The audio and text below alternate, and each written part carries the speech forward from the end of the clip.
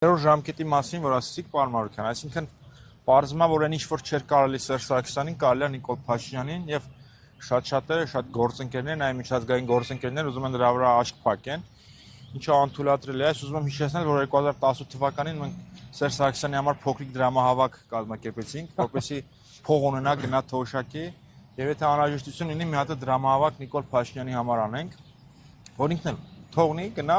թոշակի, արդեն 2 ժամկետ կառավարել է ու դժվար թե նրա երևակայությունը կամ ուժերը հերիք են ինչ-որ նոր մի բան ստեղծել։ Իդեպ ի հակադրություն այս երրորդ ժամկետ չգնալու պնդման հաճախ բերում են եվրոպական երկրների օրինակը, մասնավորապես Անգելա Մերկելի, եւ այս օրինակը բերողներին ուզում եմ ասել, ժողովուրդ ջան, դուք լուրջ եք։ Դուք այսինքն ձեր Նիկոլին համեմատում եք Անգելա Մերկելի հետ, որը ահռելի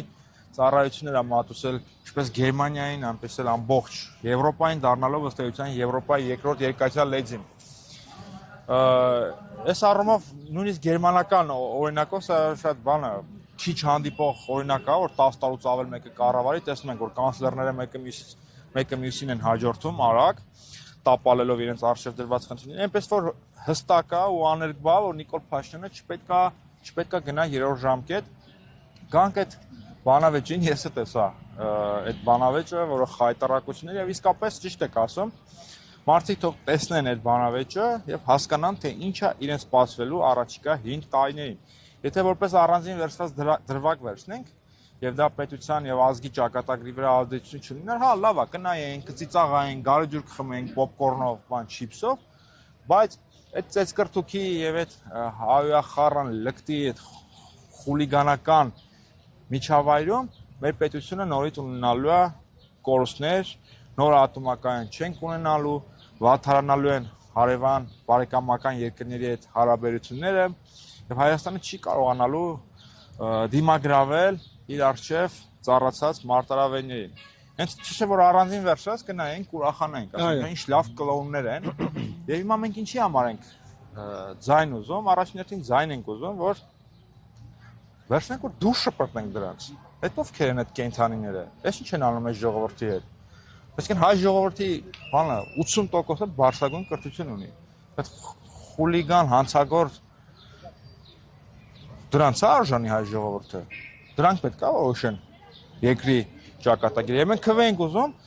վստահություն ենք ուզում հայ ժողովրդի, որ դրանց վերցնենք ու շպրտենք դուրս, ոնց եք ասում, շլնքից բռնած։ Շլնքից բռնած։ Եվ մենք արդեն ցույց ենք տվել, որ դա մենք կարող ենք անել։ Այն հայտնի ռոպագանդիստի պորտատեղադրման ակցիան վկայությունն է, որ մենք ի վիճակի ենք, ունենք գիտելիքներ, ունենք համապատասխան ուժ եւ կամք, ինչ որ մեկին իր տեղը ցույց տալու։ Եվ եթե ունենանք քվե, այդ լկտի անասնային արարածների տեղն էլ ցույց կտանք եւ ամեն մեկը իր տեղը կիմանա եւ իր հիմար գանգուղեղով չի խեղես ժողովրդի եւ ազգի ճակատագիրը։ Դրա համար ենք քվե ուզում առաջին հերթին եւ մենք դա կարող ենք անել եւ այս ամենը անելու համար միլիարդ պետք չի եւ ոչ է պետքա տիրապետել ԱԱՑ-ին։ Ընդհանրապես պետքա խելք եւ կարողություններ եւ ես ուզում եմ հույս հայտնել, որ հայ ժողովուրդը եւ հայ քաղաքական համակարգը հերթական անգամ չի կանգնի նույն փոսխի առաջ։ Չի կանգնի նույն փոսխի վրա։ 21 թվականին կանգնեցին այդ փոսխի վրա։ Եվ դա շատ վատ հետևանքներ ունեցավ։ Հիմա էլ ավելի վատ ալնելու։ Ուշքի եկեք։